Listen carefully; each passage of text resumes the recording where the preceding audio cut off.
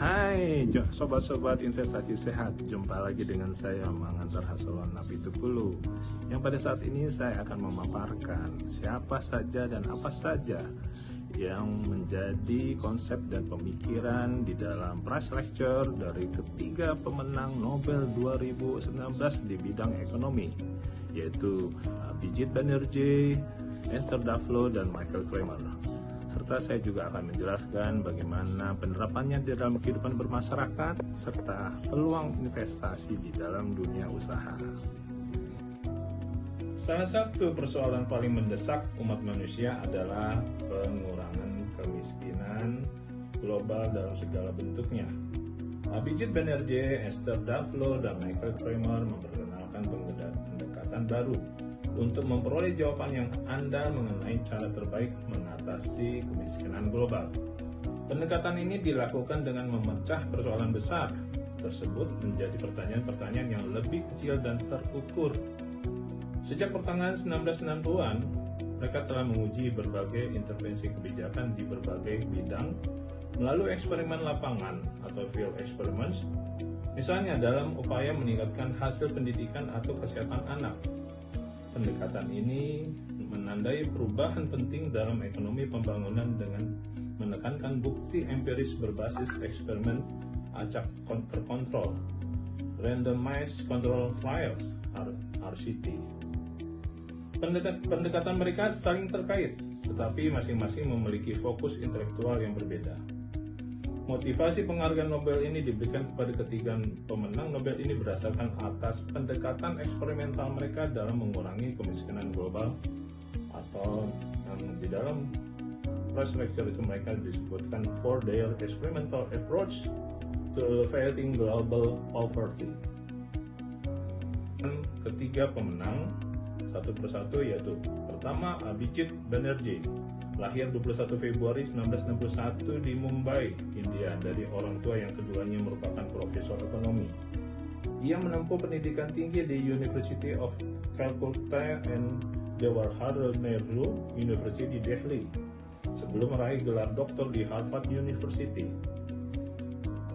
Pada tahun 1998 ia mendapatkan gelar doktor tersebut dan ia mengajar di Harvard University dan Princeton University sebelum akhirnya menjadi profesor di Massachusetts Institute of Technology atau MIT. Di saat yang sama berafiliasi dengan kampus itu pula ia menerima penghargaan Nobel 2019. Abhijit Banerjee menikah dengan sesama peneliti Esther Duflo yang juga menjadi partnernya untuk menerima hadiah Nobel Ekonomi di tahun 2019 tersebut. Jabatan akademik dan kelembagaan sebagai profesor afiliasi JPAL, anggota komite eksekutif dan direktur JPAL, dan juga Forbes Foundation International Professor of Economics, dan berbagai bentuk lagi dalam jabatan akademik. Yang kedua, Esther Duflo. Esther Duflo lahir di tanggal 25 Oktober 1972 di Paris, Prancis, dari ibu seorang dokter anak dan ayah seorang profesor matematik. Ia mempelajari sejarah dan ekonomi di École Normale Supérieure dan meraih gelar doktor ekonomi dari MIT pada tahun 1969. Sepanjang karir akademiknya, Esther Duflo tetap berkiprah di MIT.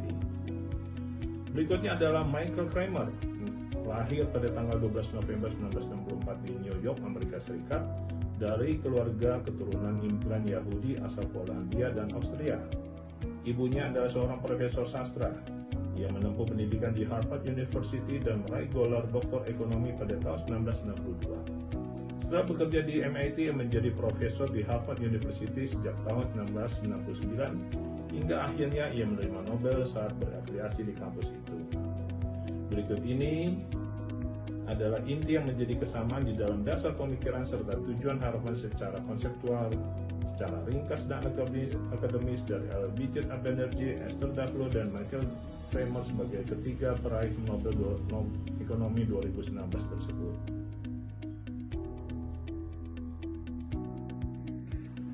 Kembali kita bertemu dan kita akan mengupas kesamaan dasar pemikiran atau Common Intellectual Foundation dari ketiga pemenang Nobel 2019 ini, di mana ketiganya sepakat menolak pendekatan ekonomi yang terlalu normatif atau pasar selalu efisien atau negara selalu gagal, atau juga pendekatan ekonomi yang bertumpu pada ideologi besar tanpa verifikasi empiris, dan juga menggeneralisasi solusi tanpa mempertimbangkan konteks lokal. Selain itu, mereka juga sepakat bahwa pertama, ekonomi harus bersifat empiris dan berbasis bukti kausal. Yang kedua, baik pasar maupun pemerintah sama-sama rentan gagal. Yang ketiga, masalah pembangunan bersifat institusional dan kontekstual. Yang keempat, teori ekonomi harus diuji bukan diasumsikan benar. Ketiga pemenang Nobel ini mempunyai kesamaan tujuan, yaitu meningkatkan kualitas kebijakan publik, yang kedua mengurangi kemiskinan dan ketimpangan secara berkelanjutan, dan juga yang terakhir menjadikan ekonomi sebagai alat pemecahan masalah nyata. Kesamaan utama mereka dalam prinsip dan konsep yaitu bahwa ekonomi harus menjelaskan apa yang benar-benar terjadi, bukan apa yang seharusnya terjadi menurut teori abstrak. Ketiga pemenang Nobel ini dari awal berangkat dari masalah-masalah konkret, yaitu kemiskinan, pendidikan, kesehatan, dan kegagalan pasar dan kebijakan. Mereka melihat bahwa masalah pembangunan bukan kegagalan individu, melainkan akibat dari keterbatasan institusi, insentif yang salah, informasi yang tidak sempurna, dan seterusnya. Bila dilihat dari bukti kausal atau causal evidence, kesamaan yang paling mendasar adalah penekanan pada hubungan sebab akibat, bukan korelasi, dan penggunaan eksperimen lapangan atau RCT sebagai alat utama.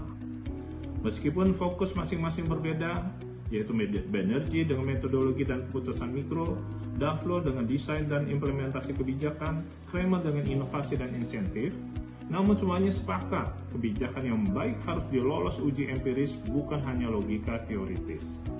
Bila melihat dari cara pandang yang realistis tentang pasar dan pemerintah, ketiganya secara bersama-sama tidak memuja pasar secara absolut dan tidak mengidealkan negara sebagai aktor utama.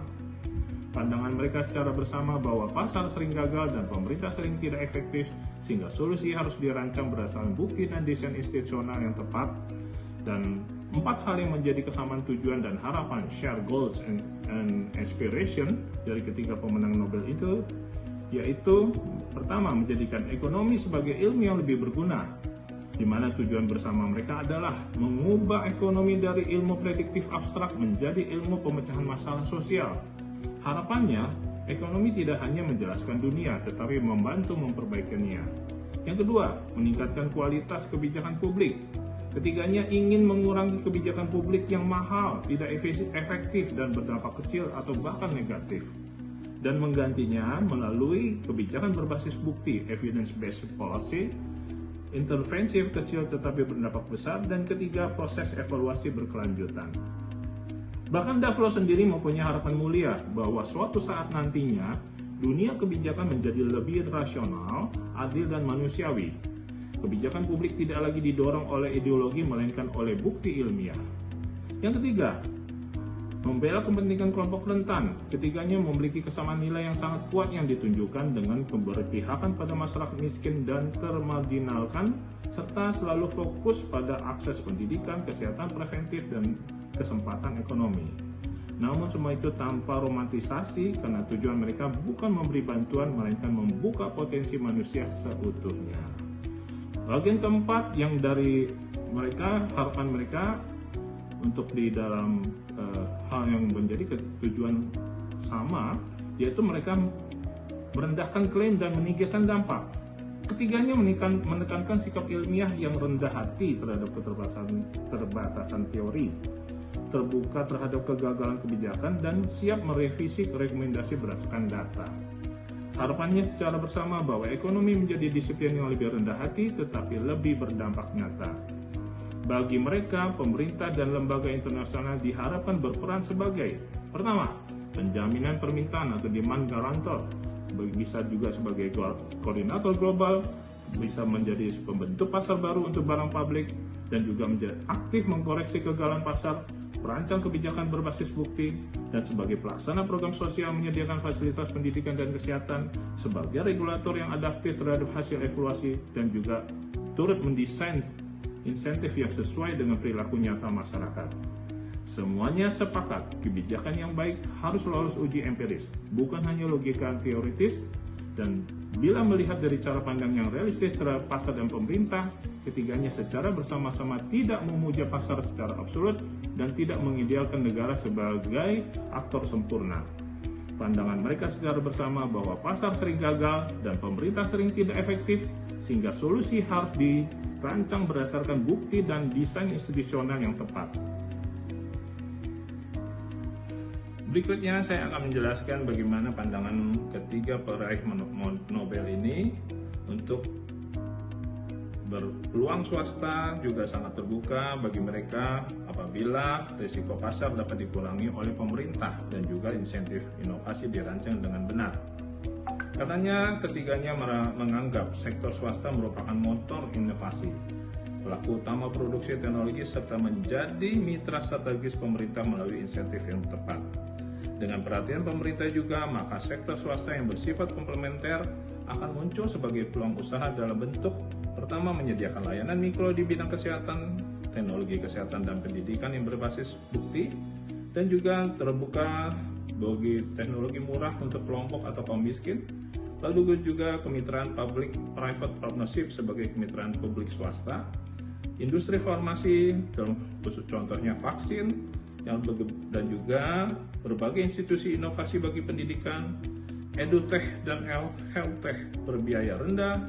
Berikutnya juga bisa menjadi penyedia jasa monitoring dan evaluasi program atau kebijakan, dan juga dapat menjadi social enterprises berbasis RCT, Randomized Control Trials. Banerjee juga menegaskan bahwa pasar tidak otomatis inklusif, sehingga perlu desain kebijakan yang tepat. Berikutnya, Davlo berpesan, sektor swasta tetap tidak dapat menggantikan peran negara dalam layanan dasar, sedangkan Kramer mempunyai harapan masa mendatang. Inovasi tidak hanya menguntungkan pasar, tetapi juga menjawab kebutuhan sosial global. Demikian yang bisa saya sampaikan, pandangan dan prinsip, begitu juga konsep dari ketiga peraih Nobel Ekonomi 2019 ini. Terima kasih atas perhatiannya.